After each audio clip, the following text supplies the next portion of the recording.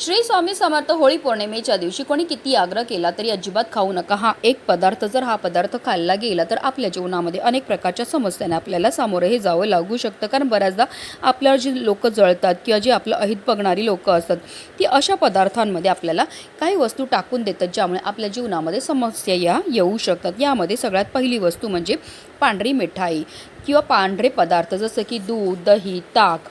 तसेच पांढरी मिठाई जी आपल्याला कोणाकडनंही घ्यायची नाही आहे, कारण पांढऱ्या वस्तूंवर फारच लवकर तंत्रमंत्र क्रिया ह्या केल्या जाऊ शकतात. तसेच आपल्याला कोणाच्याही घरी चहा आणि कॉफीसुद्धा प्यायचा नाही, कारण चहा आणि कॉफीवरसुद्धा फारच लवकर तंत्रमंत्र क्रिया ह्या केल्या जातात. तसेच कोणी आपल्याला खायचं पान असेल, लवंग असेल, हिरवी वेलची दिली तर तीसुद्धा आपल्याला खायची नाही आहे किंवा कोणाकडनं घ्यायचीसुद्धा नाही आहे. तसेच होळी पौर्णिमेच्या दिवशी चुकूनही आपल्याला शिळ्या अन्नाचं सेवन हे करायचं नाही आहे.